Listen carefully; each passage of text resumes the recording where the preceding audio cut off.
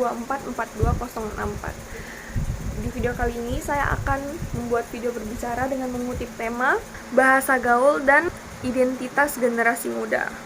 Eksplorasi penggunaan bahasa gaul di kalangan anak muda dan bagaimana hal ini mencerminkan budaya mereka. Nah, jadi pertama-tama kita akan membahas tentang apa sih itu bahasa gaul. Nah, jadi bahasa gaul ini adalah bahasa yang sering digunakan oleh anak generasi muda, yang biasanya terdiri dari istilah-istilah baru seperti singkatan dan ungkapan yang baru. Biasanya terdiri dari istilah-istilah baru, singkatan ataupun ungkapan yang unik. Kata-kata seperti caper, kemudian ngabuburit, baper, kece, dan lain-lainnya, dan sudah menjadi bagian dari percakapan sehari-hari. Kemudian kita akan masuk ke sejarah dari bahasa gaul. Jadi bahasa gaul ini juga tidak muncul begitu saja, mereka juga punya sejarahnya. Jadi bahasa gaul ini berkembang seiring dengan perubahan sosial dan budaya. Sebenarnya dari era 90-an juga sudah banyak yang menggunakan bahasa gaul seperti cuy dan geng, hingga sekarang yang dipengaruhi oleh media sosial. Jadi setiap generasi ini memiliki cara mereka masing-masing untuk mengekspresikan diri. Nah, jadi itu tadi sejarah dari bahasa gaul. Kemudian kita akan masuk ke yang ketiga, itu ada bahasa gaul sebagai identitas. Jadi bahasa gaul ini tuh bukan sekedar kata-kata, melainkan cerminan dari identitas. Melalui bahasa ini, anak-anak dapat menunjukkan siapa mereka dan dari mana mereka berasal.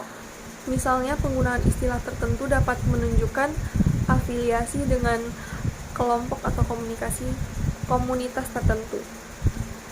Kemudian poin yang keempat ada pengaruh media sosial. Jadi media sosial ini juga berperan sangat besar dalam penyebaran bahasa gaul, seperti aplikasi yang kita kenal saat ini dan sedang booming juga, yaitu adalah TikTok. Banyak sekarang penggunaan istilah-istilah bahasa gaul yang orang-orang ketahui dan itu berasal dari TikTok maupun Instagram.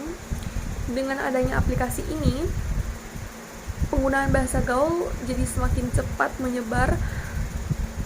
Nah, dengan ini anak muda ini menciptakan budaya baru di mana anak muda bisa berinteraksi dan berkomunikasi dengan cara yang lebih kreatif.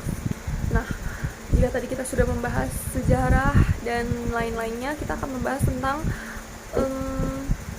tantangan dan kontroversinya.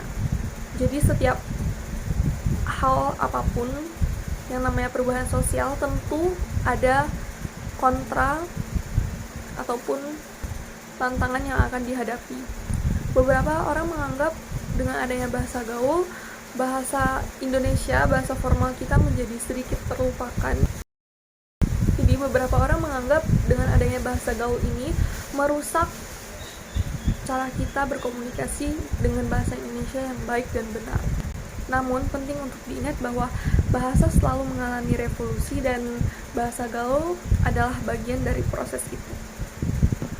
Nah, jadi teman-teman, bahasa gaul ini lebih dari sekedar kata-kata keren. Ia mencerminkan identitas, budaya, dan dinamika sosial. Ini sambil maka kita terus merayakan keunikan ini sambil tetap menghargai bahasa kita yang kaya. Baik, jadi mungkin hanya itu saja yang dapat saya sampaikan mengenai bahasa gaul. Semoga video ini bisa bermanfaat, dan maaf apabila terdapat kesalahan kata dalam penyampaian materi. Saya akhiri dengan ucapan terima kasih.